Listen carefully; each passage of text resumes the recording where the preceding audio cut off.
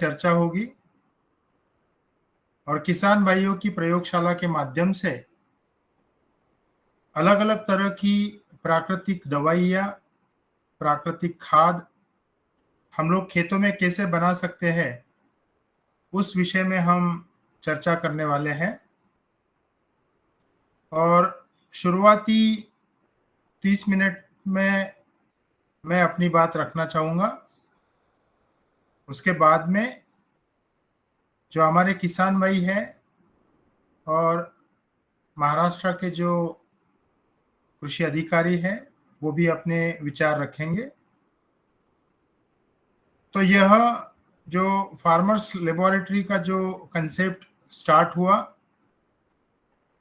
उस बारे में अभी मैं यहाँ विवरण करना चाह रहा हूँ।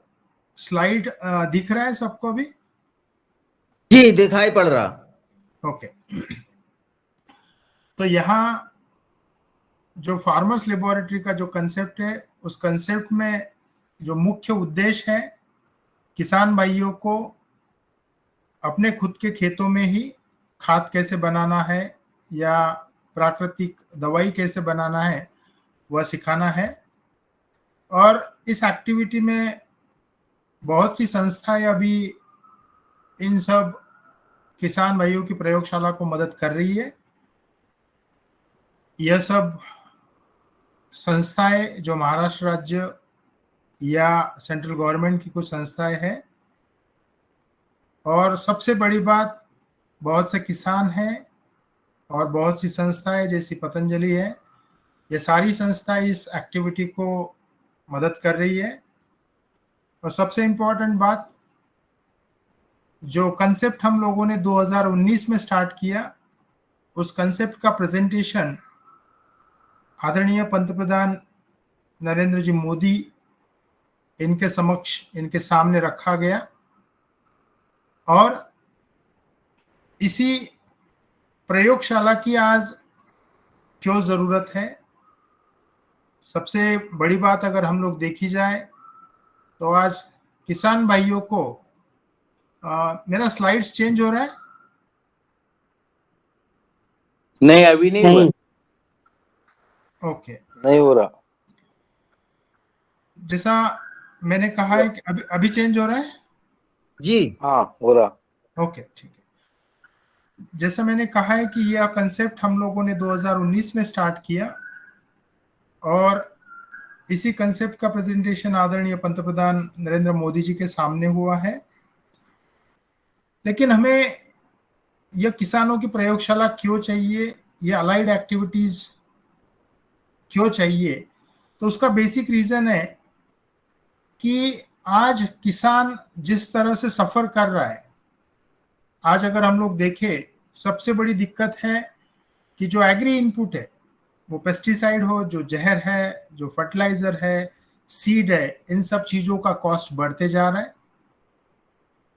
जो खेत में काम करने के लिए जो मजदूर लगता है, उसकी कॉस्ट आज बढ़ चुकी है। और सबसे बड़ी बात, आज अगर हम पर्यावरण की बात करें तो पर्यावरण बिगड़ता हुआ जा रहा है। कहीं हेवी रेनफॉल है, कहीं ड्रॉट है, कहीं हिल स्टॉर्म्स है। और इससे भी बड़ी बात अगर हम लोग देखें तो किसानों को जो भी वो फसल बनाते हैं, उस फसल को रेट नहीं मिलता है। और जैसा हमने कहा है कि आज जितना भी एग्रीकल्चर में जो भी इनपुट यूज किया जाता है, वो केमिकल बेस्ड होता है। 99% फार्मिंग या केमिकल बेस्ड हो चुकी है। और इस केमिकल के जो इम्पैक्ट है, सबसे ज्यादा इम्पैक्ट जो किसान भाई सबसे पहले खेतों में यूज करता है, उसी को होता है। और उसी वजह से किसानों की जो फैमिली है, हाँ, बरोबर है। वहां हेल्थ इश्यूज के प्रॉब्लम आ रहे हैं। एक तो और सबसे बड़ी बात कि आज अगर हम लोग देहात या कोई गांव देखे तो वहां एम्प्लॉयमेंट बहुत बड़ी दिक्कत हो चुकी है, एम्प्लॉयमेंट नहीं है। और सबसे चिंताजनक जो परिस्थिति है, किसानों के फैमिली का जो इनकम है, यह जो डेटा अभी मैं आपके सामने प्रेजेंट कर रहा हूँ, दादू स्लाइड चेंज हुआ है? जी जी, जी डॉक्टर जी। चौहान, इसको इसको ये करिएगा ना, आप व्यू में जा करके उसको रीडर मोड कर दीजिए तो ये फुल स्क्रीन हो जाएगी। नहीं, फुल स्क्रीन किया ना तो स्लाइड चेंज नहीं नहीं हो नहीं पा नहीं नहीं नहीं, आप व्यू में जाइए, व्यू में जाइए, इसके इसमें पावर पॉइंट के व्यू में जाइए, हाँ, उसमें स्क्रीन रीडर मोड में कर दीजिए इसको। स्क्रीन रीडर, एक दूसरा चौथा वाला है, शायद तीसरा या चौथा वाला, लेफ्ट हैंड साइड से।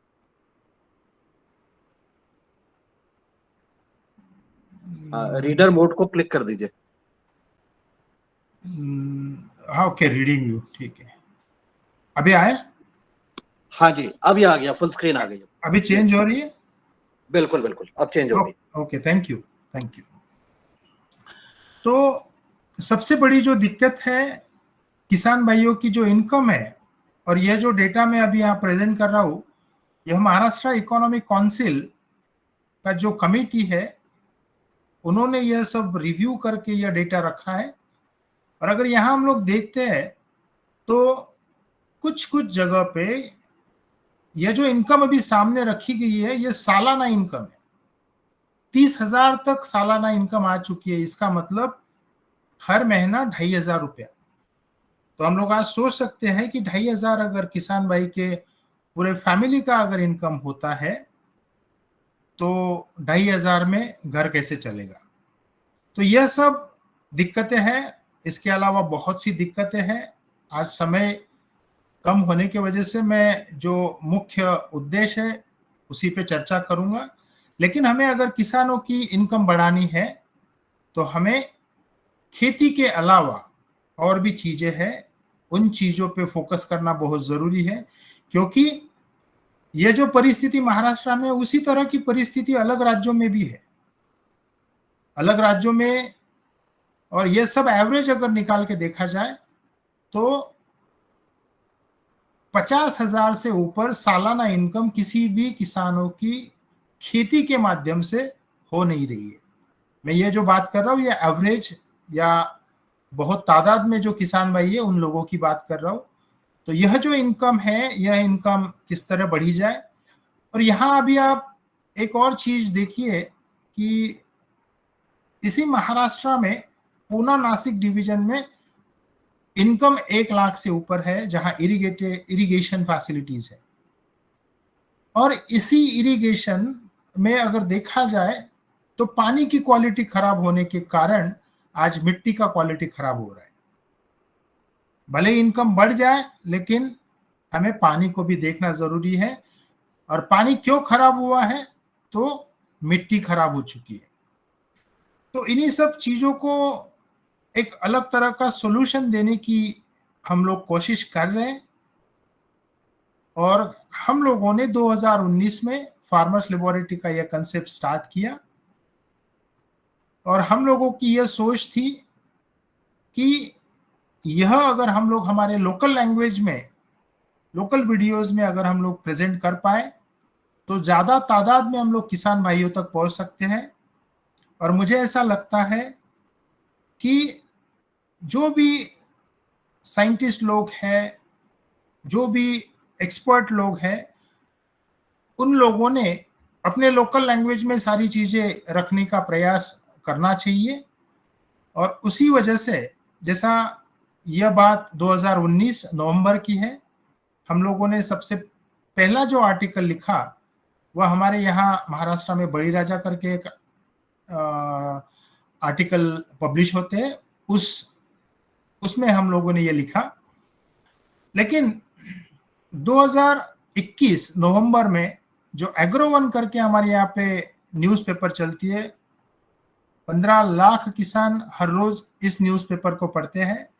और यह एकमेव जैसा न्यूज़पेपर है कि बहुत अच्छी तरह से लिखा जाता है। हर सक्सेस स्टोरी इसमें लिखी जाती है। और किसान भाइयों की जो भी नई नई एक्टिविटीज है वह सारी एक्टिविटीज यहाँ रखी जाती है। तो इस एग्रो-1 से हम लोगों ने स्टार्ट किए। 2020 में हम लोगों ने खुद की जो प्रयोगशाला स्टार्ट की उसी का विवरण 2021 में किया गया, लेकिन 2022 में इसी एग्रोवन के टीम को ऐसा लगा कि इसका एक आर्टिकल सीरीज होना चाहिए, इस फार्मर्स लेबोरेटरी के अलग अलग एम्स क्या है, यह सारी चीजें सारे किसान भाइयों के सामने रखी चाहिए।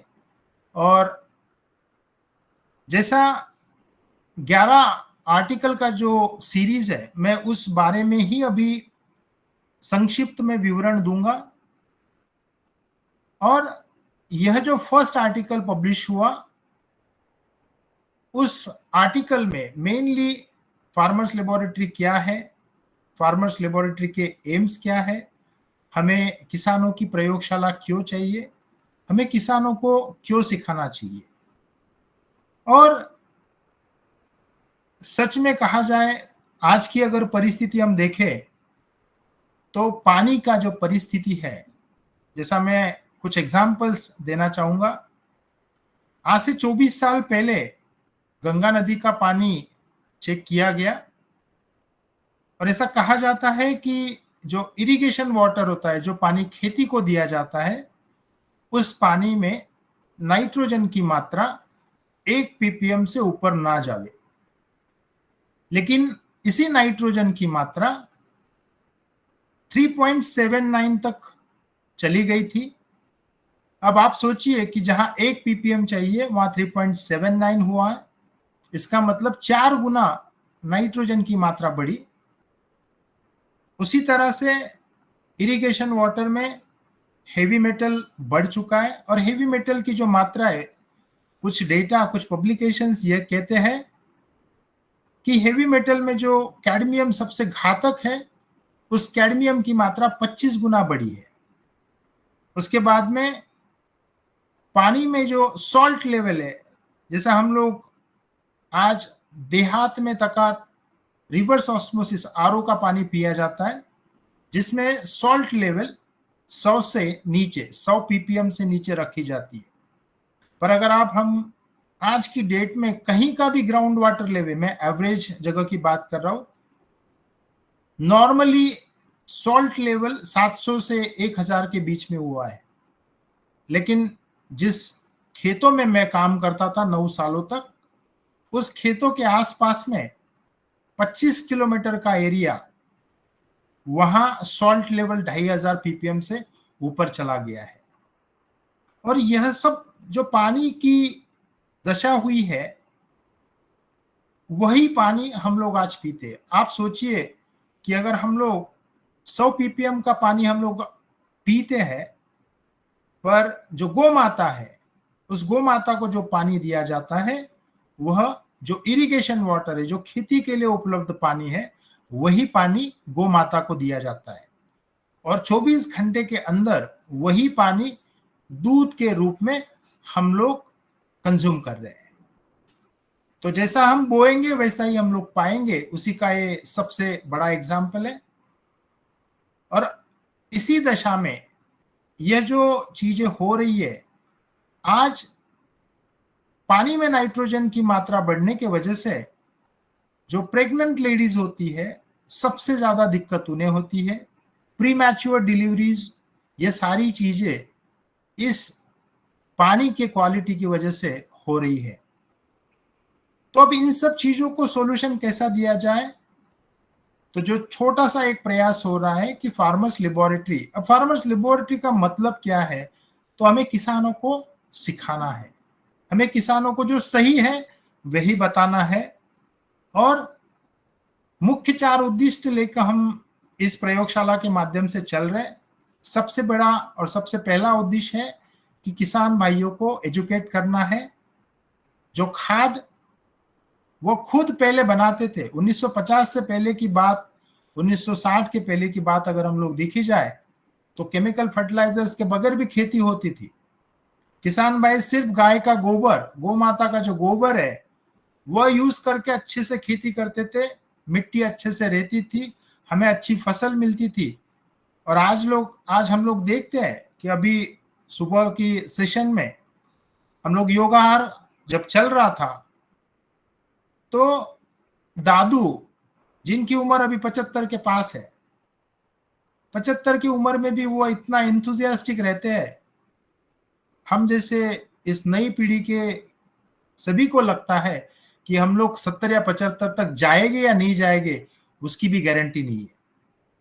तो यह सब चीजें हमें किसान भाइयों को क्यों सिखाना है? क्योंकि सबसे पहला कल्प्रिट वही होता है, वही किसान भाई सबसे पहले इस केमिकल को सामने जाता है और उस केमिकल के दुष्परिणाम उस पर और उसके फैमिली पर होते हैं। दूसरा उद्देश्य लेके हम चल रहे हैं कि जो भी नेचुरल वेस्ट है, जैसे हम लोग आज किचन में जो वेस्ट होता है, जैसे हम लोग रोज सुबह में चाय पीते हैं, तो जो चाय पत्ती हम लोग फेंक देते हैं, उस चाय पत्ती से हम लोग बहुत अच्छे से खाद बना सकते हैं। 1 किलो वेस्ट चाय पत्ती पर हम लोग 1 एकड़ की दवा बना सकते हैं, और हम लोग ये कर रहे हैं। यानी यह कोई बातें नहीं है। 2010 से हम लोग इन्हीं सब एक्टिविटीज पे काम कर रहे हैं। और किसान भाई, यानी सबसे बड़ी बात, किसान भाई खुद यह सब चीजें बना रहे हैं। और तीसरा, जो भी खाद हम लोग बनाएंगे, जो भी हम दवाई हम लोग बनाएंगे, उसका टेस्टिंग हमें हमारे खुद के खेतों में ही करना है। और सबसे इंपॉर्टेंट और लास्ट जो एम है वह है एम्प्लॉयमेंट जनरेशन।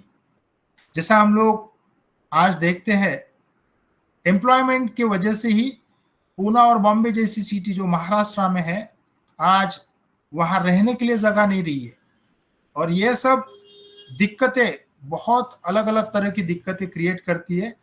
इसका अगर डिसेंट्रलाइजेशन किया जाए, एम्प्लॉयमेंट अगर हम लोगों को गांव में ही जनरेट हम लोग कर पाते हैं, तो ये सारी प्रॉब्लम्स कम हो सकती है।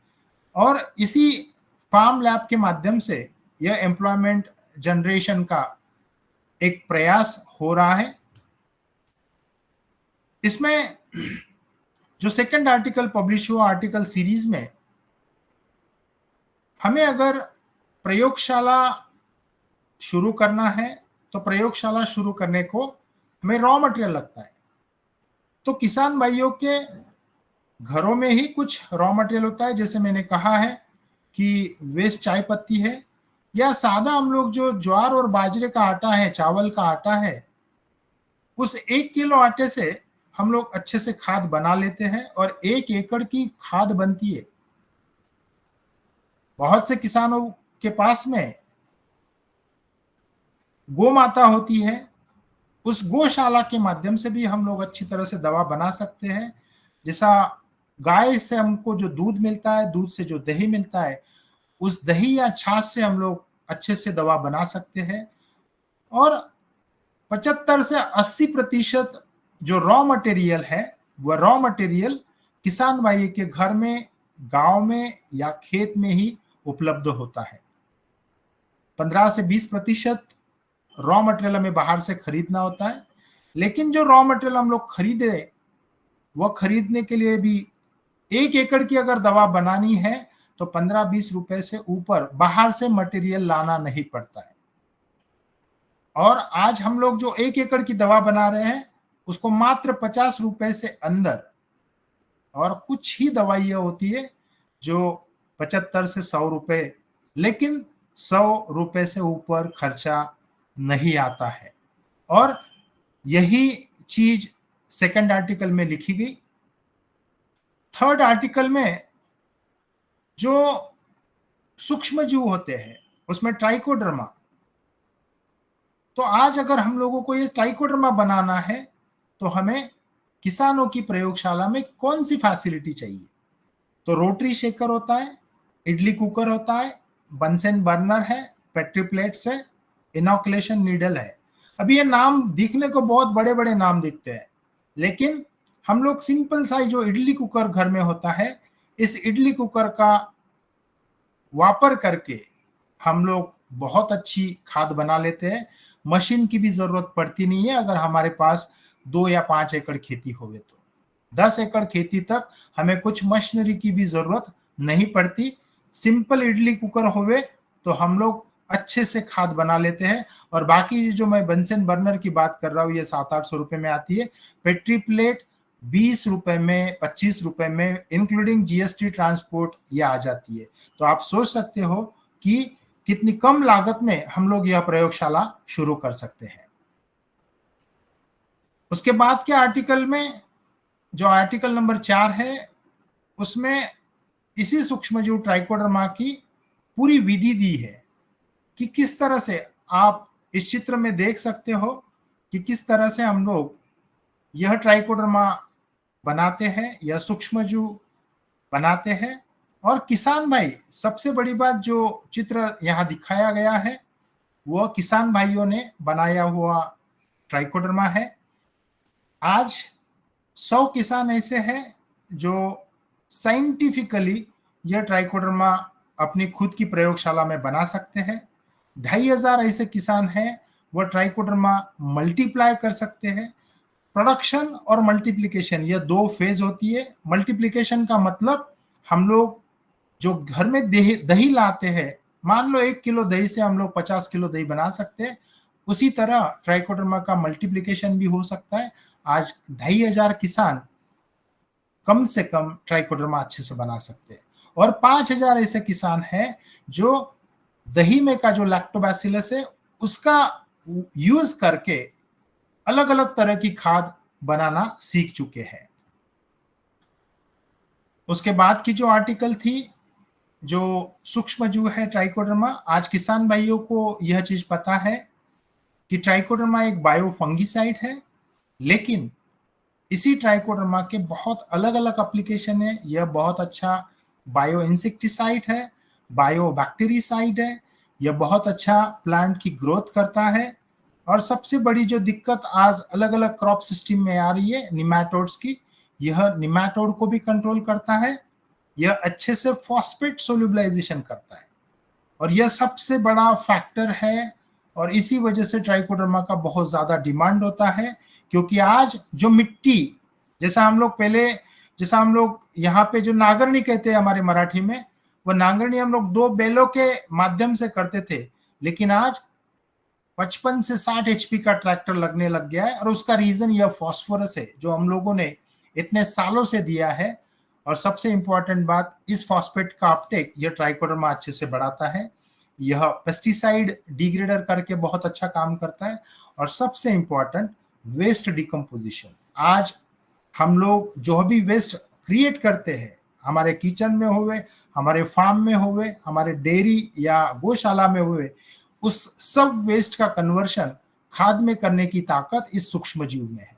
और यह सब चीजें यहाँ रखने की जरूरत इसलिए है कि अगर एक छोटा सा सूक्ष्मजीव इतने अलग अलग एक्टिविटीज अगर करता है, तो गौ माता के गोबर के माध्यम से, गौ माता के स्पेसिफिकली अगर गोबर की बात की जाए तो गौ माता के गोबर में बहुत सूक्ष्मजीव है।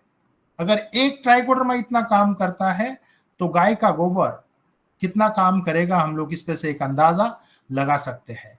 तो मुझे ऐसा लगता है कि इन सूक्ष्मजीव और इन सूक्ष्मजीवों का जो अर्क होता है, इन सब चीजों पे हम लोग अगर चर्चा की जाए तो सालों लग जाए, लेकिन हम एक विषय भी खत्म नहीं कर पाते। आज अगर जो भी बंदे पीएचडी करते हैं, सिंपल बायोफंगिसाइड पे अगर पीएचडी करना है, तो जैसा मेरे खुद के ही लैब में, जहां मैं नेशनल केमिकल लेबोरेटरी में पढ़ा हूं, तो एक पर्टिकुलर लैब में एक टॉपिक पर 4 से 5 पीएचडीज कंप्लीट हुई है। हम लोग सोच सकते हैं कि यह कितना बड़ा विश्व है। उसके बाद में जो आर्टिकल नंबर 6 था, उसमें गौ माता का महत्व रखा गया। गौ माता से जो गोबर मिलता है, जो गोमूत्र मिलता है, जो दूध मिलता है, और उसी गाय के गोबर से, गोमूत्र से, दूध से हम लोग अलग अलग तरह की दवाइयां बनाते हैं। हमारे यहाँ अहमदनगर जिला में राहुल भाऊ रसाल है, उन्होंने इस गौ माता की खाद से अंगूर की खेती जो नॉर्मली 10 साल तक चलती है महाराष्ट्र में, वो 25 साल तक उनका खेत अच्छी तरह से उन लोगों ने डेवलप किया।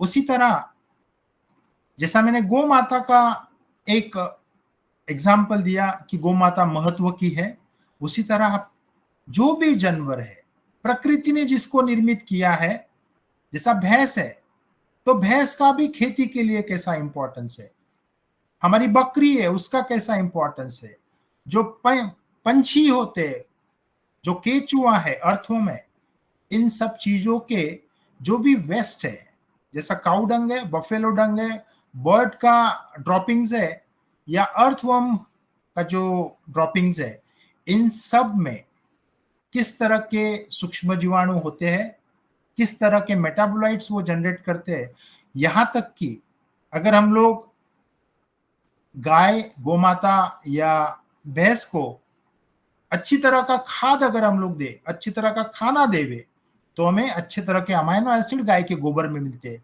भैंस के गोबर में मिलते हैं। और यही चीज हम लोगों को, किसान भाइयों को सिखाना जरूरी है। और यहाँ पूना में दादा साहेब पराड़ करके जो किसान हैं, जैसा मैंने पहले अंगूर का एग्जाम्पल दिया, आज 20 साल हो गए, 20 क्रॉप दादा पराड़ ने अपने अनार के लिए है, और आज 10 से 12 साल भी अनार की खेती अच्छे से लोग कर नहीं पा रहे। उसके बाद जैसा मैंने गोमाता का महत्व बताया, सूक्ष्म जीव का महत्व बताया, समुंदर का महत्व, जो समुंदर में जो वनस्पति आती है जिसको हम लोग सीवीड कहते हैं, उस सीवीड से बहुत अच्छे ग्रैनुलर फर्टिलाइजर्स हम लोग बना सकते हैं। और इस ग्रैनुलर फर्टिलाइजर बनाने के लिए हम लोग जो रोजाना जो हम लोग साबूदाना खाते हैं, जो चावल हम लोग यूज करते हैं, इनका यूज करके हम ग्रैनुलर फर्टिलाइजर्स बना सकते हैं। उसके बाद जो अलग अलग तरह के जो ऑयल है, जैसा नीम है, करंज है, दालचीनी है, लवंग है, इन सब ऑयल का यूज करके मिट्टी में जो चीजें, जैसा पोटेशियम ह्यूमेट जो हम लोग को मिट्टी में से एक पत्थर के माध्यम से मिलता है, या समुंदर से जो सीवीड एक्सट्रैक्ट मिलता है, इन सब चीजों का यूज करके बहुत अच्छे, जैसा कीटनाशक, फंगिसाइड, नेमेटिसाइड हम लोग बना सकते हैं। और आज की डेट में अगर हम लोग देखा जाए तो जो भी वेस्ट फार्म में जनरेट होता है, फार्म रेसिड्यूज है, उसका भी कन्वर्शन हम लोग जो बायोगैस है, अर्थवर्म टेक्नोलॉजी है, इनके माध्यम से अच्छे से खाद बना रहे। यहाँ हम लोगों के जो प्रमुख किसान जो दीपक जी है, दीपक जी पिछले 8 सालों से उनके घर में बायोगैस है। जो भी गाय का गोमाता का जो गोबर है वह उस बायोगैस से निकाला जाता है, और जो गैस जनरेट होती है उनके किचन में यूज होती है। पिछले 8 सालों से उन्होंने उनके घर में गैस सिलेंडर खरीदा नहीं है। और बायोगैस से जो स्लरी निकलता है, उस स्लरी का यूज उनकी जो हल्दी होती है उस क्रॉप के लिए वो यूज करते हैं। हमारे बहुत से किसान हैं जो संतरा यानी जो ऑरेंज है उस क्रॉप में यूज करते हैं, अनार है उसमें यूज करते हैं, अंगूर है उसमें यूज करते हैं, जो अलग अलग तरह के वेजिटेबल्स है, चिली है, इन सब चीजों में इस बायोगैस की स्लरी और बायोगैस और फार्म रेसिड्यूज, जैसा हम लोगों के यहाँ सोयाबीन और चने की खेती होती है, उन सब का जो रेसिड्यूज है उनसे केचुआ खाद जिस तरह से बनता है उसी तरह का खाद हम लोग बनाते हैं। और सबसे इंपॉर्टेंट जो मैंने बात की कि हमें देहात में, हमारे गांव में ही किसान भाइयों के लिए एम्प्लॉयमेंट जनरेट करना बहुत जरूरी है। और मुझे यह चीज आप सभी के सामने रखने में खुशी हो रही है कि जो एक्टिविटी हम लोगों ने एक्चुअल 2010 से स्टार्ट की, लेकिन हम लोगों की प्रयोगशाला 2019 से हम लोगों ने स्टार्ट की, और 2019 से लेकर आज तक बहुत से किसान इसको जुड़े हैं। और विशेषतः जो 4 किसान है, दीपक जी गुगे है, विजय जी गुगे है, मनोहर जी सांगड़े है और सतीश कुरकुटे, इन 4 किसान भाइयों को, उन्हीं को उनके गांव में आज 30,000 हर महीना एज अ इनकम खेती के अलावा हो चुकी है। और इसमें हम लोगों के जो एग्रीकल्चर डिपार्टमेंट है इसका बहुत बड़ा हाथ है। हमारे यहाँ जो ह्यूमन डेवलपमेंट प्रोजेक्ट है, मानव विकास मिशन करके, और अलग अलग जो भी संस्था है, अभी सबके नाम मैं नहीं ले पाता हूँ, लेकिन इन सब की मदद से आज इन सब किसानों को उनके गांव में ही एम्प्लॉयमेंट जनरेशन का एक संधि उपलब्ध हुआ है। और पिछला 6 महीना हम लोगों ने विदर्भ के जो 9 जिले हैं, उन जिलों में के 550 गांवों के किसानों को इसी प्रयोगशाला के बारे में ट्रेनिंग दी, मास्टर ट्रेनर डेवलप करने की कोशिश की गई। 1137 मास्टर ट्रेनर डेवलप करने का कोशिश हुआ है और उन सब किसानों के माध्यम से अलग अलग गांवों में इस किसानों की प्रयोगशाला चर्चा की जा रही है। इस चित्र में आप देख सकते हो 2020 में जो हम लोगों ने एक छोटी सी रूम से यह प्रयोगशाला स्टार्ट की, आज महाराष्ट्र गवर्नमेंट के माध्यम से, सेंट्रल गवर्नमेंट के माध्यम से हम लोग अच्छी तरह से यह प्रयोगशाला और किसानों के लिए कुछ छोटा सा एक प्रयास हम लोग कर रहे हैं। अलग अलग तरह के जो खाद, अलग अलग तरह के जो फर्टिलाइजर, पेस्टिसाइड्स है, वह भी हम लोग इस चित्र में देख सकते हैं।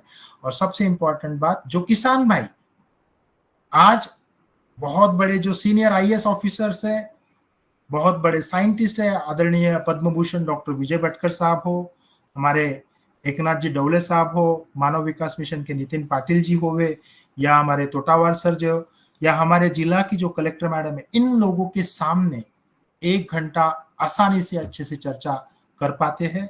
मुझे ऐसा लगता है किसान भाइयों को हम लोग अगर सिखाए तो यह चीज अच्छे से बन सकती है। और जिस तरह से जो वाशिम जिला का जो एरंडा गांव है, वहां पे किसान भाई खुद आज एंटरप्रेनर बन चुके हैं।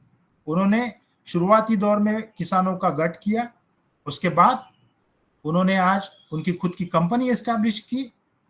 और इन फार्मर्स लेबोरेटरी के जो एडवांटेजेस, जो बेनिफिट्स है, उसकी अगर बात किया जाए तो पेस्टिसाइड और फर्टिलाइजर का यूज ये 80 to 85% कम हुआ है। जो पेस्टिसाइड का कॉस्ट था वह भी ऑलमोस्ट 90% तक कुछ केसेस में कम हुआ है। और जैसा मैंने कहा है कि हम लोग खेती का जो वेस्ट है, गौशाला का जो वेस्ट है, किचन का वेस्ट हम लोग यूज कर रहे हैं फर्टिलाइजर कन्वर्शन के लिए, वह फर्टिलाइजर्स मिट्टी में जाने की वजह से मिट्टी सुधार रही है। और सबसे इंपॉर्टेंट बात, जो खेतों में काम करने वाले हमारे किसान भाई है, उनकी हेल्थ, और सबसे इंपॉर्टेंट जो कंज्यूमर्स है, जिनको हम लोग यह खेती में से जो भी हमारा वेजिटेबल बनता है, जो हम लोग रोजाना खाते हैं, वह हमें सेफ फूड मिलने में मदद हो रही है। और इम्पॉर्टेंट बात कि आज फामला बेरंडा की जो टीम है, उन किसान भाइयों को हर महीना 30,000 रुपया, और सबसे इंपॉर्टेंट कि हम लोगों ने जो लास्ट 3 साल का जो हम लोगों का एक टर्नओवर है, पहला साल 6.59, सेकेंड ईयर 23.19 और लास्ट ईयर 53.87 लाख का किसान भाइयों ने किया हुआ यह टर्नओवर है। और मुझे ऐसा लगता है कि यही सक्सेस स्टोरी अगर हर जगह रिपीट की जाए तो यह चीज हर देहात में, हर गांव में हो सकती है। आज यही किसान भाई, दीपक जी होवे, विजय जी होवे, वैभव जी होवे, और हमारे पतंजलि के जो गजानन जी बाजड़ है, आप इस चित्र में देख सकते हो कि उनकी जो कन्या है, जो बीएससी आई थिंक अभी 3rd ईयर में है, और हमारे यहाँ जो पंजाबराव देशमुख कृषि विद्यापीठ, उसके वाइस चांसलर वहां उनके घर आए थे। हमारे यहाँ के सारे सीनियर आईएएस ऑफिसर, यानी षणमुख राजन साहब जो कलेक्टर थे, अभी की जो भुवनेश्वरी मैडम जो कलेक्टर है, हमारे जो भी कृषि के जो अधिकारी है, सारे लोग आके, और आज वह जो कन्या है वह बहुत अच्छी तरह से अपने पापा को हेल्प करती है, खाद बनाती है। और उसी तरह जैसा दीपक जी काम करते हैं, उसी तरह वैभव जी आज अलग अलग तरह की प्रयोगशाला संभाल रहे। हमारे विट्ठल करके एक है, वो बहुत अच्छे से। तो ये सारी चीजें बहुत किसानों के लिए फायदेमंद है। और इसी कंसेप्ट का प्रेजेंटेशन स्टेट गवर्नमेंट या सेंट्रल गवर्नमेंट की जो अथॉरिटीज है, उन सभी के सामने आदरणीय केंद्रीय कृषि मंत्री, उनके जो मुख्य सचिव है आदरणीय मनोज जी आहूजा, उनके समक्ष यह प्रेजेंटेशन हुआ है। उसके बाद हमारे यहाँ महाराष्ट्र स्टेट में जो एग्रीकल्चर यूनिवर्सिटी के वाइस चांसलर है, जो एक स्टेट का कमिटी है, एग्रीकल्चर बेस्ड कमिटी है, उस कमिटी के सामने यह प्रेजेंटेशन हुआ। उन्नत भारत अभियान की जो कमिटी है, उसके सामने यह प्रेजेंट हुआ है। और अलग अलग माध्यम से हम लोग यह प्रेजेंट करने का कोशिश कर रहे हैं। किसानों को अपने ही चीजें जो वह खुद कर रहे हैं, नेचुरल फार्मिंग की जो अलग अलग मीट होती है, किसानों की जो अलग अलग मीटिंग्स होती है, कॉन्फ्रेंस होती है, उसके माध्यम से भी यह चीजें रखी जा रही है। और इसी प्रयोगशाला का रूपांतर अभी 105 प्रयोगशाला हो चुकी है। और वही सब चीजें देख के महाराष्ट्र गवर्नमेंट और सेंट्रल गवर्नमेंट ने कुछ डिसीजंस लिए। 1800 फार्मर प्रोड्यूसर ऑर्गेनाइजेशंस में यह प्रयोगशाला अगले 5 सालों में करनी है, और इसी वजह से जो मास्टर ट्रेनर हम लोग डेवलप कर रहे हैं, तो आज यह मुझे ऐसा लगता है एक अलग सा माध्यम किसान भाइयों के लिए हो सकता है। और यही चीजें हमने आदरणीय केंद्रीय कृषि मंत्री तत्कालीन तोमर जी, आदरणीय गुजरात के राज्यपाल आचार्य देवव्रत जी, हमारे यहाँ के मुख्यमंत्री Eknath ji Shinde, deputy chief minister Devendra ji Fadnavis साहब, और जो अलग अलग जो स्टेट और सेंट्रल मिनिस्टर्स हैं, रामदास जी आठवले हुए, प्रताप जी यादव है, हमारे अभी के जो कृषि मंत्री है धनंजय मुंडे, हमारे बच्चू भाऊ कडू, या इससे पहले जो अब्दुल जी सत्तार जो हमारे कृषि मंत्री थे, इन सभी के सामने यह कंसेप्ट रखा गया और इन सभी ने बहुत अच्छे से मदद की है। और जो 1800 प्रयोगशाला का जो निर्णय हुआ है वह होने का कारण भी इन सब लोगों की मदद है। और जो भी डिग्निटरीज है, जो भी साइंटिस्ट है, आदरणीय पद्म भूषण डॉक्टर विजय भटकर साहब हो, डॉक्टर मुकुंद देशपांडे जिन्होंने मुझे यह कंसेप्ट सिखाया है, डॉक्टर प्रोफेसर वाडेगांवकर है, और बहुत से आयुष मंत्रालय के प्रोफेसर सत्यलक्ष्मी मैडम हुए, और हमारे जिला के जो कलेक्टर साहब षणमुगराजन साहब होंगे, अभी की भुवनेश्वरी मैडम है, या तोटावार सर जी है, ये सारी लोगों की मदद हमें मिली। और अभी के भी जो आरिफ शाह सर होंगे या हमारी अनिशा मैडम है, इन सभी लोगों की हमें बहुत अच्छे से हेल्प हो रही है और हम लोग आगे बढ़ने की कोशिश कर रही है। लेकिन अगर किसानों को हमें एंटरप्रेन्योर बनाना है तो फार्मिंग के अलावा फार्मिंग अलाइड एक्टिविटीज को भी फुल टाइम जॉब करके करना जरूरी है। और यह फुल टाइम जिस तरह से हर कोई अपना अपना काम करता है, उसी तरह से हमें काम करना है, तो ही हम लोग विथ बिजनेस ओरिएंटेशन फार्मर को, किसानों को एक एंटरप्रेन्योर हम लोग बना सकते हैं। धन्यवाद जी ओम, बहुत सुंदर प्रेजेंटेशन सर आपके द्वारा। आपने अपने जो उद्देश्य है वो स्पष्ट किए और आप किस तरह से काम कर रहे हैं और किसानों के बीच पहुंचे हैं और किसानों का किस तरह से आप लाभ पहुंचा रहे हैं, उनका भला हो रहा है, उनके स्वास्थ्य के संबंध में, अर्थ के संबंध में, इन सब बातों पर आपने चर्चा की। इस चर्चा में हमारे जो महाराष्ट्र के किसान भाई हैं जो स्वयं कर रहे हैं, आदरणीय दीपक जी यदि यहाँ पर हैं तो वो अपने अनुभव थोड़े कम शब्दों में यहाँ पर प्रस्तुत करें, जिसमें जो नए किसान हमारे जुड़े हुए इसमें वो अपने आप को थोड़ा से सरलता से महसूस कर सकें। आदरणीय हैंड रेज है पवन सर का, तो मैं उनको आमंत्रित करता हूं कि वो भी आए और अपनी बात कहें। आदरणीय पवन सर जी। जी धन्यवाद रमेश चंद्र मेहरा जी, और आज के बहुत ही सारगर्भित प्रस्तुतिकरण के लिए आपका, संतोष जी का बहुत अभिनंदन।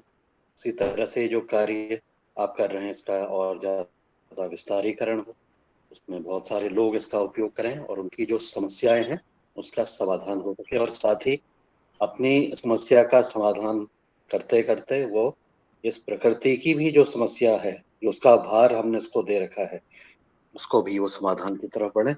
यही शुभकामनाएं हैं। मैंने एंड्रेज इसलिए किया और मैंने बीच में इसलिए आया क्योंकि मुझे लगा कि आज की जो हमें चर्चा करनी है या जो थोड़ी सी बातचीत हमें करनी चाहिए वो ये है कि आज शाम से वो प्रतिदिन एक संकल्प लिया है कि प्रत्येक शनिवार को 8 से 9 बजे के बीच में हम जो चर्चा करेंगे, और आज का जो सत्र है, आज का जो दिन है वो प्रथम दिवस है इस तरह से आपकी चर्चा का। तो उसका एक ढांचा क्या है, उसके बारे में क्या सोचा गया है, वो 52 दिन की बात हो रही थी कि हम 1 साल तक इसको करेंगे, प्रत्येक सप्ताह इसको करेंगे। तो इसकी इसकी जो सीक्वेंस ऑफ हमारी डिस्कशंस हैं वो क्या क्या रहेंगी, उसमें किस प्रकार से क्या क्या टॉपिक्स लेंगे, और हम किसानों के साथ मिलके उनको किन किन चीजों पर हम चर्चा करेंगे, इसके ढांचे के ऊपर थोड़ी सी अगर बातचीत हो जाती है तो यही मेरा अनुरोध था कि उसके बारे में स्पष्टता हो जाए तो क्योंकि ये जो आज की जो सत्र है, जो बैनर बना हुआ है, वो कई जगह पर लोगों तक पहुंच रहा है, सोशल मीडिया के माध्यम से, व्हाट्सएप के माध्यम से। और मेरा भी अनुरोध है कि यह है कि अगर बहुत सारे लोग हो जाते हैं तो हमारे जो लिंक है उसमें करीब 100 लोग ही जुड़ पाते हैं, ये जो लिंक है हमारा। तो इस विषय पर भी हम बातचीत कर लेंगे। आज का अनुभव, शाम का अनुभव को देख लेते हैं, उसको समझ लेते हैं, लेकिन उस सत्र में हम क्या करेंगे और कौन कौन किस किस को बुला रहे हैं वक्तव्य देने के लिए, तो मुझे लगता है कि उस चीज पर अपना थोड़ा सा प्रकाश डालेंगे रमेशन मेहरा जी, आप और संतोष जी और शरद वर्मा जी। आप लोग जरा इसके बारे में भी, आपकी प्लानिंग क्या है, क्योंकि ये प्लानिंग नीचे से निकल के आई है, आप लोगों की प्लानिंग है।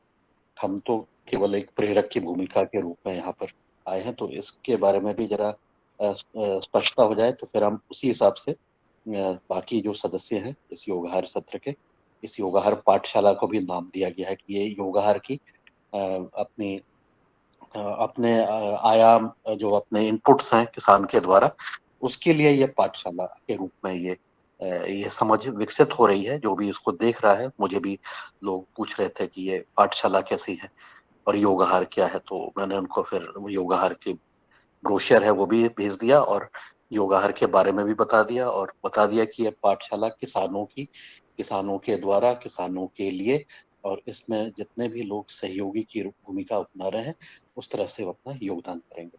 तो ये तो मैंने मोटा मोटा एक दो लोग जो मुझे संपर्क किए उन्होंने पूछा, तो बैनर जब मैंने उनको भेजा, लेकिन इसके बारे में भी जरा आप बता देंगे, इसके ऊपर चर्चा कर लेंगे, ढांचे के ऊपर बातचीत हो जाएगी। और यह भी है कि हम आने वाले समय पर ये जो ढांचा बना है, ये जो समय है और उसमें जो टॉपिक्स हैं, उसमें भी हो सकता है कि आने वाले समय पर परिवर्तन भी हो जाए, लेकिन इसके बारे में आप बता दीजिए तो बहुत अच्छा रहेगा, सबको जानकारी हो जाएगी। जी नमस्कार। जी जी धन्यवाद सर। मैं आदरणीय संतोष सिंह चौहान से निवेदन करूंगा कि पहले वो बताएं, फिर हम अपने अनुभव जो है वो। और ठीक है, धन्यवाद दादू। एक्चुअली ये जो हम लोग एक लेक्चर सीरीज लेना चाह रहे हैं, जैसा हम लोग पिछले 2 सालों से 1 जुलाई 2022 से हम लोग महाराष्ट्र में हमारी जो लोकल लैंग्वेज है उसमें यह सीरीज कर रहे हैं, और जैसे जैसे प्रॉब्लम्स आते हैं उस तरह से टॉपिक भी बदलते हैं। लेकिन जैसा मैंने आज जो एक आर्टिकल सीरीज के बारे में चर्चा की, उसी आर्टिकल सीरीज को बहुत अच्छे से डीपली हम लोग इस लेक्चर सीरीज में लेने वाले हैं।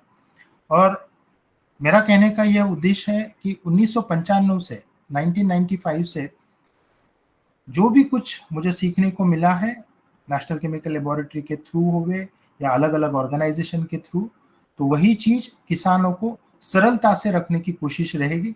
लेकिन इसके बारे में जो भी पूरा विवरण है वो आज की जो शाम की जो कक्षा होगी उस बारे में रखा जाएगा। और जैसे भी हर शनिवार को यह सब चीजें हम लोग बताते रहेंगे। अभी मुझे ऐसा लगता है कि समय को देखते हुए अभी हमारे जो कृषि के जो अधिकारी है आदरणीय शंकर जी तोटावार, यह नागपुर डिवीजन के जॉइंट डायरेक्टर है, वह भी इस अभी जुड़े हुए हैं। तो मुझे ऐसा लगता है कि सर पहले बात करेंगे, उसके बाद में जो किसान है, जैसा मनोहर जी सांगड़े जो अभी वाशिम एरंडा का जो ट्रेनिंग सेंटर जो गवर्नमेंट के माध्यम से हुआ है, वह ट्रेनिंग सेंटर वह दिखाएंगे। और उसके बाद में वैभव जी जो यवतमाल की प्रयोगशाला संभाल रहे हैं, उसके बाद में विकास जी सावरकर करके अमरावती से हैं, और हमारी नीलिमा ताई जो वर्धा अभी यानी 1 महीना ही मुझे ऐसा लगता है हुआ है, तो वह भी अपनी चीजें रखेंगे। धन्यवाद। तो मैं आदरणीय हमारे जो कृषि के अधिकारी महोदय है उनको सादर आमंत्रित करता हूं कि वो आए और इस प्रयोगशाला के संबंध में कृषकों को किस प्रकार लाभ मिल रहा है और शासन किस तरह से इसमें सहयोग कर रहा है, इसके संबंध में हमारे सदन को जानकारी दें। जी हो। नमस्ते सबको। मैं शंकर तोटावर बात कर रहा हूँ। मुझे बहुत खुशी हुई आपसे सबसे संवाद करने के लिए। थोड़ा ये जो फार्म के ऊपर अपना प्रयोगशाला बना के हमारे इनपुट्स हम खुद ही बनाए, ये जो प्रयोजन करने का खास वजह है कि हमारे भारत देश में कैसा हम एक आधी चीज पकड़ गए खेती में। हरित क्रांति में हमने पहले पहले कोई चीज अगर हम यूज करने के लिए तो काश्तकार यूज ही नहीं करते थे, मगर उसके बाद में इतने आदीन हो जाते कि हम उनको चेंज करना बोल तो नामुमकिन जैसा बात था। क्योंकि ये इनपुट सेंटर जब हम शुरू किए थे, जब शुरुआत हमारे बहुत कम लोगों से 300 लोगों से हुई, मगर उसका इम्पोर्टेंस अच्छी चीज थोड़ा हमारे देश में एक्सेप्ट करने के लिए लोग बहुत देर करते हैं। हमने पूरा थोड़ा सा स्टडी किया कि लोग क्या कर रहे थे कि खेत में जो इजीली जो चीज है वही इस्तेमाल ज्यादा करते हैं। इसलिए क्योंकि अगर हम हर क्रॉप के लिए जो यूनिवर्सिटी ने जो रिकमेंडेशन किया है डोज, फर्टिलाइजर का रहने दो या पेस्टिसाइड में रहने दो, ये सब चीज के साथ में भी सबसे जरूरी क्या चीज था कि आजकल का किसान क्या कर रहा है कि सीड का सोइंग करने के बाद पौधा जमीन के ऊपर आने के बाद उसके ऊपर छिड़काव करो या फर्टिलाइजर एप्लीकेशन करो, ज्यादा मात्रा में करके ज्यादा उत्पादन लेने की कोशिश में वो एकमात्र भूल गया कि हम हमारा मिट्टी का जो सेहत है वो भी हम ध्यान देना बहुत जरूरी थे। आज सब तरफ यही समस्या हो गई कि हर क्रॉप के ऊपर फर्टिलाइजर का एप्लीकेशन, पेस्टिसाइड वगैरह, ऐसे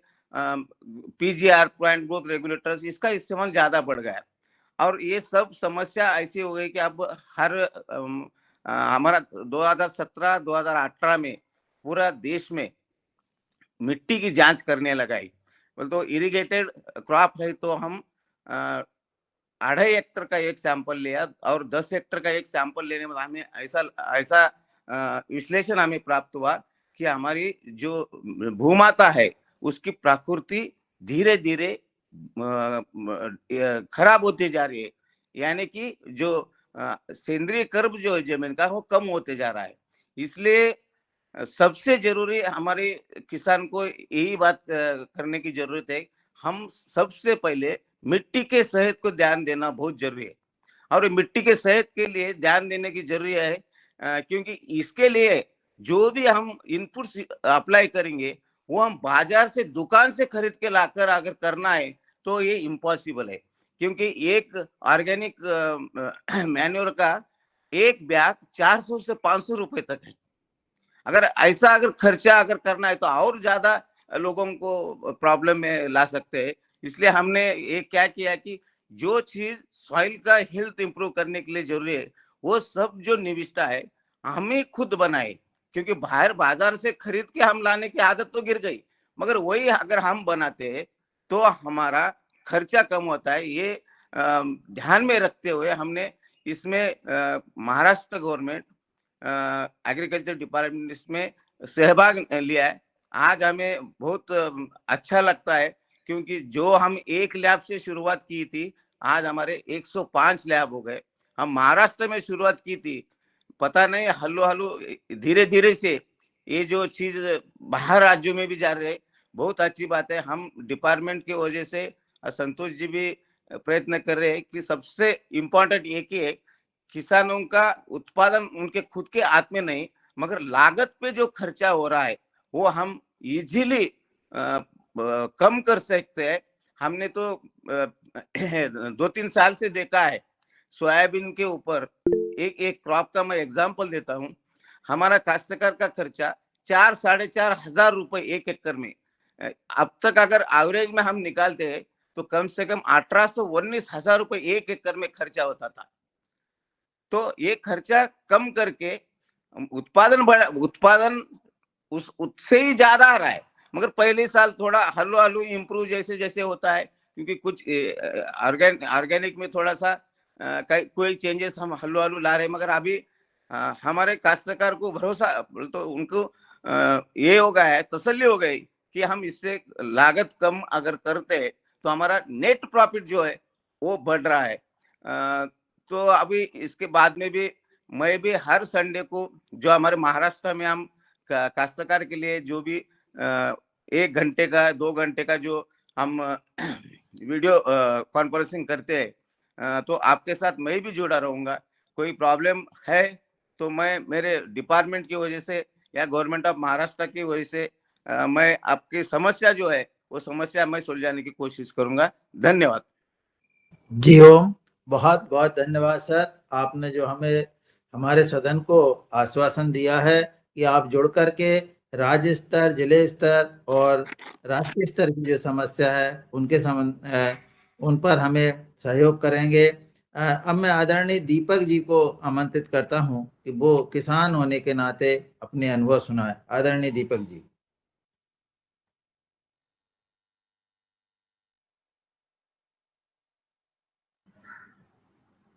दीपक जी नहीं है सर, तो आप किन्हीं दूसरों को बुला दें। कौन है इसमें जो किसान जो कर रहे हैं? मनोहर सांगळे अपने लैब हाँ हाँ सर जी। सभी को ओम। मैं ट्रेनिंग सेंटर पे नहीं हूँ, मनोहर जी है ट्रेनिंग सेंटर पे, मैं थोड़ा बाहर हूँ, इसलिए मनोहर जी बात करेंगे।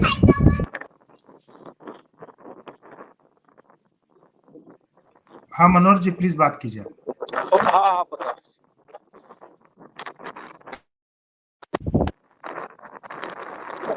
बताइए, आपका अनुभव बताइए। हाँ बता रहे हो थोड़ा सा दो दिखा।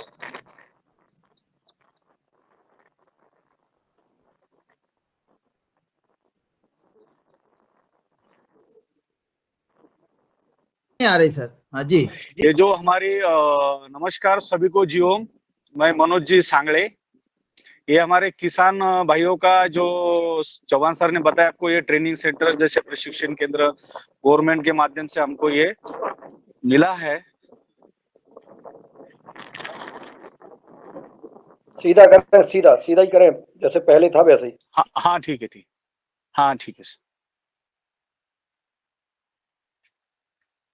ये जो हॉल दिख रहा है जो किसानों के लिए जो प्रशिक्षण रहता है, ये उसके लिए रहता है।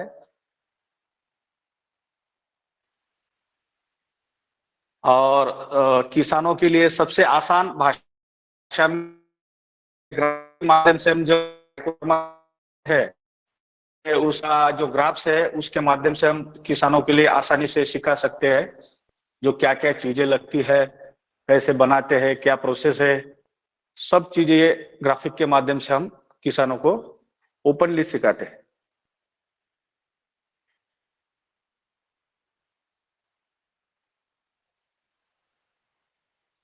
जैसे कि ये अपनी प्रयोगशाला है, ये दिखाने का एक ही पर्पस है कि जैसे लैब में किसानों के लिए लगता क्या क्या है। जैसे ये शेखर मशीन है, आवाज आ रही है सभी को? जी अरे हाँ, ये शेखर मशीन है। जैसे ये 36 फ्लास्क की मशीन है, इसके ऊपर अपन जैसे फास्ट शेकिंग करते हैं, जो मदर कल्चर तैयार करते हैं जैसे ट्राइको का, इसके साथ में ही एक अपना माइक्रो अपन जैसे कुछ मिट्टी में कुछ ट्राइको चलना है तो इससे, और कुछ ये छोटा शेकर है, ये 9 फ्लास्क का, और ये बड़ा वाला है। तो ये सारी चीजें प्रयोगशाला में रहती है, हम यूज करते हैं। और जैसे आप देख रहे हैं, ये मदर कल्चर की प्लेट है ये पूरी, और साथ में ही ऑटोक्लेव है। जैसे ऑटोक्लेव की जगह हम इडली कुकर में स्टरलाइजेशन करते हैं। और ये हमारी छोटी सी एक प्रयोगशाला आपको दिखाने का प्रयास कर रहे हैं। जैसे पानी का एक फिल्टर प्लांट अपना, और ये मदर कल्चर है अपने बहुत सारे। और सबसे पहले जैसे चौहान होगा आपको ट्राई को कैसा बनाना है, ये मदर कल्चर रहता है, ये फंगस मीडिया रहता है। जैसे ये सब चीजें अपन यहाँ बना कि जैसे ग्रेन्यूल्स बताया होगा सर ने, ग्रैन्यूल्स के माध्यम से हम किसानों के लिए खाद बनाते हैं और कम खर्चे की खाद हम अपने ये प्रयोगशाला में बना सकते हैं। ये हो गई चावल के साथ में, ये हो गई अपनी, जैसे सर ने बताया है आपको कि साबूदाना के ऊपर भी अपन खाद बना सकते हैं। ये हम ग्रैन्यूल्स बोलते हैं इसको, जैसे किसानों के लिए बहुत सी फसलों में ये डालते हैं और मार्केट रेट से बहुत कम खर्चे में ये अपन अपने प्रयोगशाला में बना सकते हैं। और ये गोबर की खाद से अपन ये ग्रैन्यूल्स बोलते हैं, ये भी बना सकते हैं, जैसे वैभव जी हमारे यवतमाल में बनाते हैं। और ये यहाँ पे हम इनोकुलेशन जैसे मदर कल्चर मल्टीप्लाई करने का प्रयास करते हैं। ये प्रयोगशाला का माध्यम एक ही बता सकते हैं कि इसमें किसानों के लिए जो खर्चा लगता है खेती के लिए, इसमें आसानी से कम कर सकते हैं। और जैसे बहुत सी खाद है, जैसे दवाई है, हम अपने हाथों से अगर बनाएंगे तो उसका आत्मविश्वास भी बढ़ता है और अपने फसलों के लिए भी अच्छा रहता है। और हर चीजें, बहुत सी चीजें इसमें बना सकते हैं। सर ने बहुत सारी बातें आपको बताई है। ये मैं थोड़े कम समय में ये बताने की कोशिश कर रहा हूँ। मेरा मतलब यही है कि किसानों के लिए सबसे जरूरी है उत्पादन खर्चा कम करना, और यही हम इस प्रयोगशाला के माध्यम से मतलब साध्य कर सकते हैं। और अपने खेती की जो मिट्टी है उसकी भी सेहत, जैसे सॉइल मिट्टी की जो ये सेहत है उसको भी सुधारने के लिए काम कर सकते हैं। प्रदीप जी वीडियो बंद कर ले प्लीज, प्रदीप राज वर्मा जी। धन्यवाद मनोज जी। वैभव जी आप आपके विचार रखिए। सभी को ओम। मैं जैसे Vaibhav Sheshav Ghuge, farm lab group Eranda Washim और फार्म लैब यवतमाल महाराष्ट्र, यहाँ से जैसे बात कर रहा हूँ। मैं आप सभी को जैसे जो हमने यहाँ पे जो प्रयोगशाला एस्टेब्लिश की है वो दिखाता हूँ। जैसे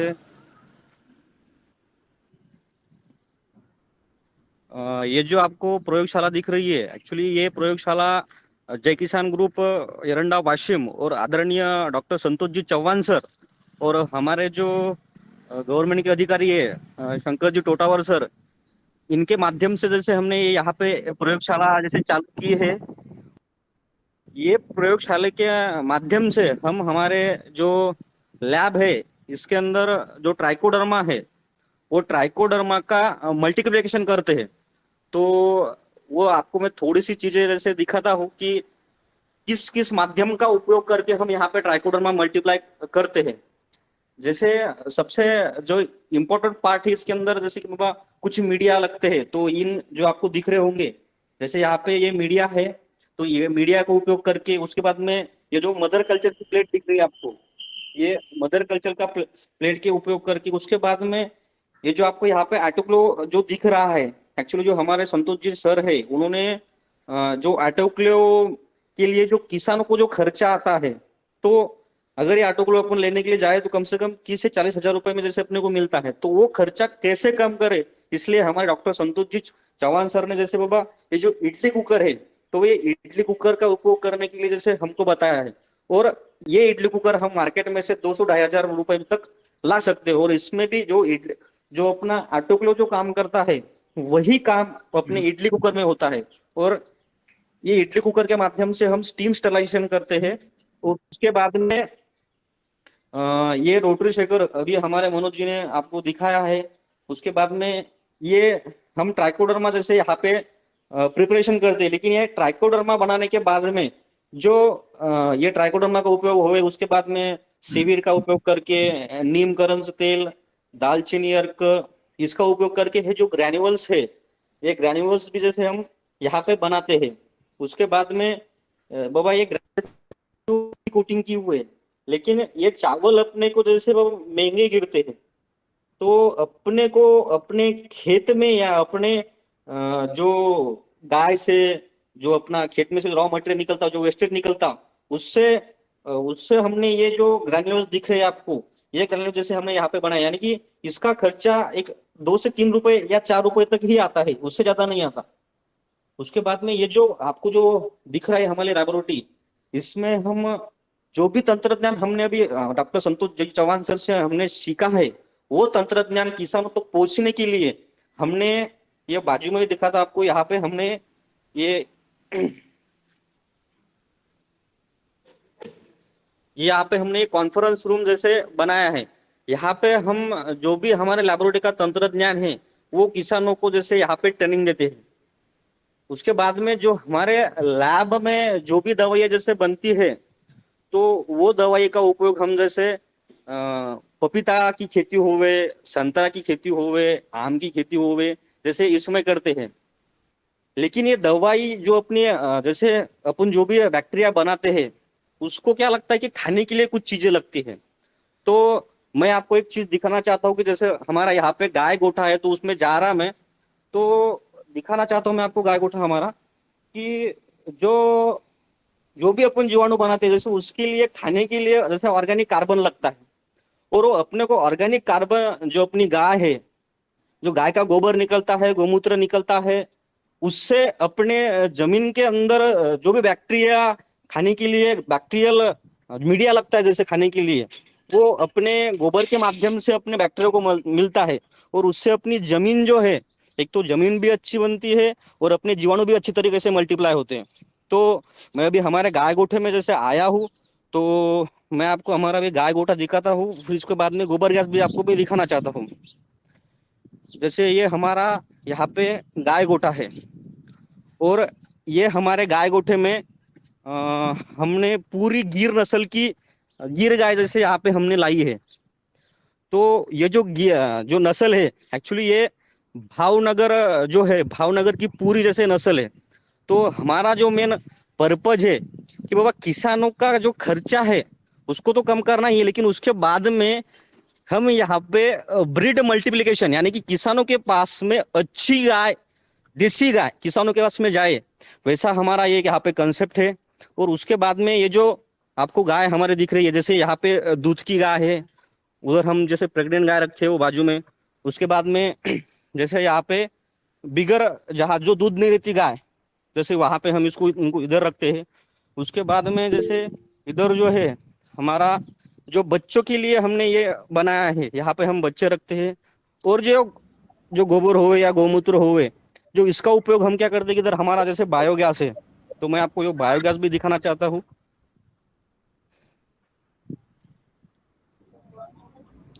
जैसे हमारा ये बायोगैस है, इधर से जो भी वेस्टेज हमारा ये नाली के माध्यम से इस टैंक में आता है, फिर यहाँ पे हम वो गोबर गैस में जैसे डालते हैं। हमारा यहाँ पे 3 घन मीटर का गोबर गैस है। उसके बाद में यहाँ से वो जो गोबर गैस, हम पूरा एक सेशन एक दिन रखने वाले हैं। Okay okay. विकास भाऊ सावरकर, आप 1 मिनट में आपकी बात रखें और उसके बाद में हमारी नीलिमा ताई, तो अगले 2 या 3 मिनट में आप दोनों को सारी चीजें बताना है। धन्यवाद। सभी को जीएम और सभी को सुप्रभात। मेरा नाम विकास श्री कृष्ण सावरकर, मुक्काम Saur, Shri agro farm lab और जिला अमरावती। मैं पिछले 5 साल से नैसर्गिक प्राकृतिक खेती पे काम कर रहा हूँ और इसी साल जैविक खेती करने के लिए जो मुझे कंसेप्ट चाहिए, जो निविष्ठा चाहिए, उसके लिए मुझे महाराष्ट्र शासन कृषि विभाग और एरेंडा की तरफ से जो फार्म लैब मुझे प्रोवाइड किया गया है, उसके जरिए मैं प्राकृतिक खेती में किसानों को कम से कम खर्चे में किस तरह से उनके घर पे ही 45% तक की जो निविष्ठाएं बनाई जा सकती है उसका मार्गदर्शन करता हूं। और मैं खुद संतरा, केला, गन्ना, सोयाबीन, कपास, चना, सभी तरह के फसल को जैविक में किस तरह से लाया जा सकता है, इस पे मेरा काम चालू है। मैं महाराष्ट्र के कम से कम 13 या 14 जिलों में मैं काम कर रहा हूं।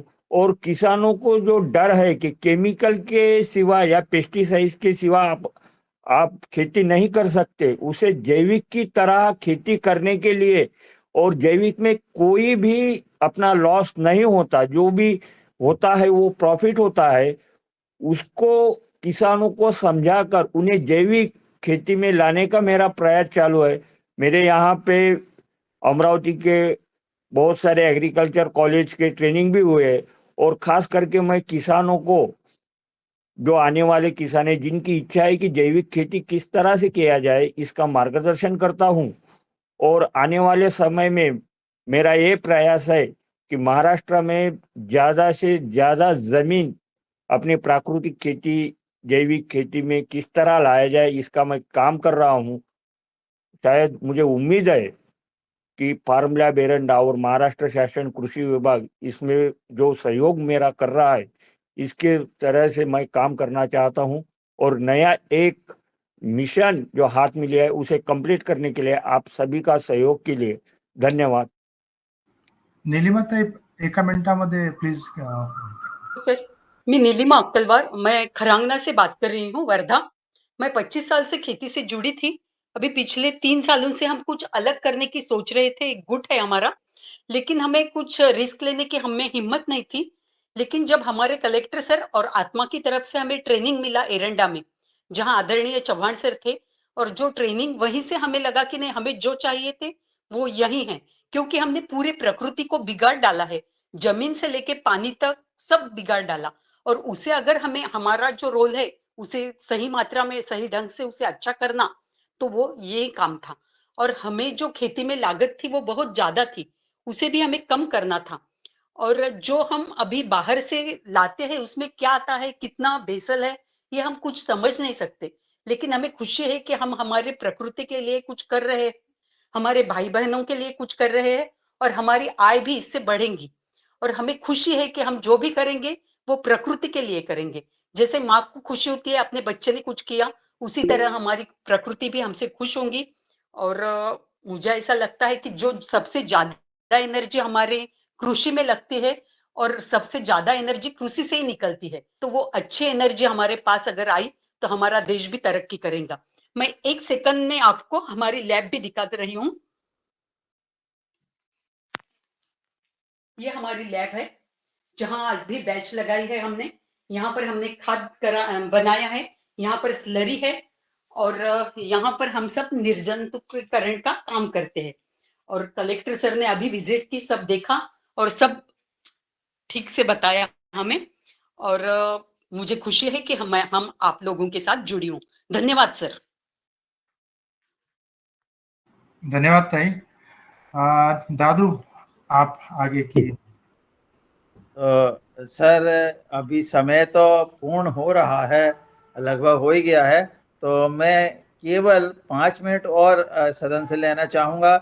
और किसी भाई के कोई प्रश्न हो तो वो प्रश्न बहुत संक्षिप्त पूछ लें और उनका संक्षिप्त उत्तर मिल जाए। जी, आदरणीय प्रदीप राज जी का हैंड रेज है, तो मैं उनको आमंत्रित करता हूं कि वो अपना प्रश्न करें। ओम, सदन को सादर प्रणाम। और आज की योगशाला भी मैंने ज्वाइन की थी और बहुत अच्छा योग हुआ, बहुत मजा आया।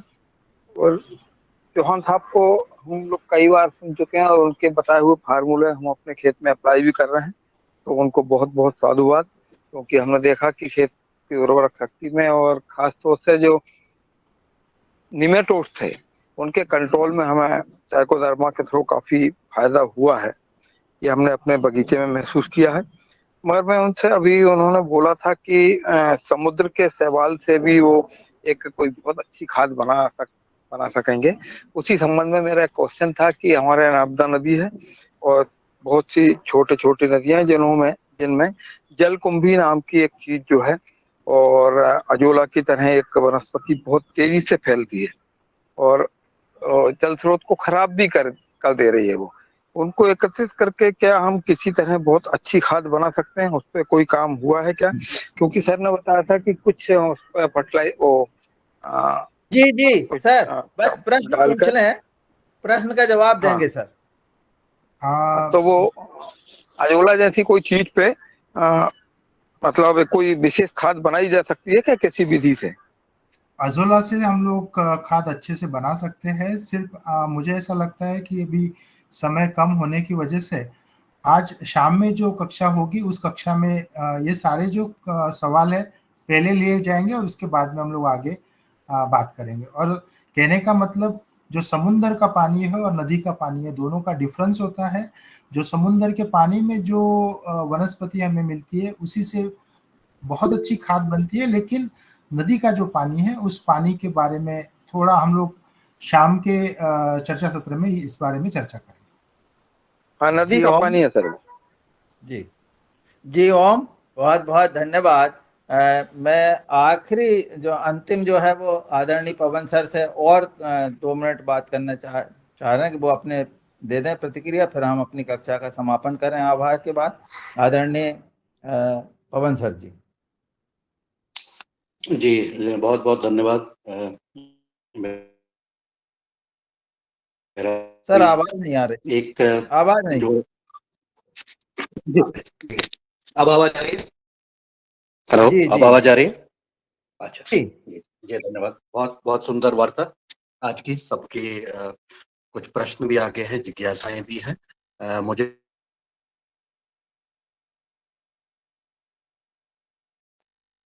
जी आवाज कट रही। 12 महीने का या जितने समय के लिए आपने प्लान किया है सेशंस का एक ढांचा जरूर बता दीजिएगा, क्योंकि बहुत सारे लोग हो सकता है पहली बार जुड़ेंगे और उनके जो प्रश्न हैं उसकी प्रश्नावली के लिए भी एक निश्चित वीक आप कह सकते हैं, और बाकी तो लेक्चर और प्रश्नों का आदान प्रदान होगा ही, लेकिन क्या क्या टॉपिक होंगे उसके लिए मेरा रिक्वेस्ट रहेगा डॉक्टर चौहान से कि उसको भी वो जैसा उन्होंने बताया भी है वैसे कि जो उनकी स्टेप बाय स्टेप सारी चीजें हैं उसको वो बताएंगे। तो ये जो लोग नए जुड़ रहे हैं और बिल्कुल ही नए हैं इस विषय के लिए उनके लिए सीक्वेंस क्या रहेगा, क्योंकि जो लोग पहले से प्रैक्टिस कर रहे हैं उनके तो अनुभव सुने जा सकते हैं और उनके उनके उनसे प्रश्नावली और आदान प्रदान हो सकता है, लेकिन जो लोग पहली बार जुड़ेंगे तो उनके लिए चरणबद्ध तरीके से क्या होगा इसके बारे में पहले दिन ही उद्घाटन जब होता है, क्योंकि आज उद्घाटन होने वाला है, उसके बारे में बता देंगे। तो पहले दिन से जो जो लोग जुड़ेंगे उनकी जिज्ञासा बनी रहेगी और वो अपने आप को इसी तरह से ढाल भी लेंगे कि हम आप ये डिसाइड कर सकते हैं मोटा मोटा पहले मंथ में हम इस चीज पर बातचीत करेंगे, सेकंड मंथ पर इस चीज में बातचीत करेंगे, और उसके बाद जब जो लोग नियमित रूप से जुड़ते हैं तो फिर उनके फिर प्रश्नों को तो फिर साथ मिलकर किया जा सकता है। तो मेरा बस केवल ये है, और बाकी आज की जो चर्चा है, आज का जो उद्घाटन सत्र है, एक नई तरह की कड़ी की शुरुआत हो रही है, उसके लिए आप सबको बहुत शुभकामनाएं। जी धन्यवाद सर। आपने जो कहा है आज की शाम की जो सत्र रहेगा उस सत्र में हम पूरे साल भर की एक दिशा ठहराएंगे और जैसा भी सिचुएशंस रहता है, मोस्टली हम लोग किसानों के जो सवाल रहते हैं क्रॉप के हिसाब से, जैसा अभी धान की खेती शुरू होना है, हमारे यहाँ सोयाबीन की खेती ऑलरेडी स्टार्ट हो चुकी है, तो उस खेती के भी प्रॉब्लम्स हम लोग लेते हैं और एक जो टॉपिक होता है, जैसा मैंने आज एक सेशन में जो आर्टिकल सीरीज के बारे में बात की, उसी आर्टिकल पे हर आर्टिकल पे 4 से 5 लेक्चर्स आराम से होते हैं और जैसे भी जो नेशनल केमिकल लेबोरेटरी के माध्यम से जो सीखा गया है वह सारी चीजें हम लोग रखने का कोशिश करेंगे। उसका एक प्रॉपर एक लेक्चर का जो विथ टॉपिक जो है वह चीजें हम लोग प्रेजेंट करेंगे और आगे बढ़ेंगे। जी सर, बहुत बहुत धन्यवाद। अब समय हमारा हो रहा है और आज हम शाम को मैं योगाहार के सभी सदस्यों से निवेदन करता हूं कि आज शाम को हमारी 8 बजे से ये कक्षा होगी। योगाहार का जो है वो बैनर भी बन गया है और इस तरह से योगाहार पाठशाला का बैनर बना हुआ है। शाम 8 बजे से ये जो है कक्षा आज से शुरू होगी।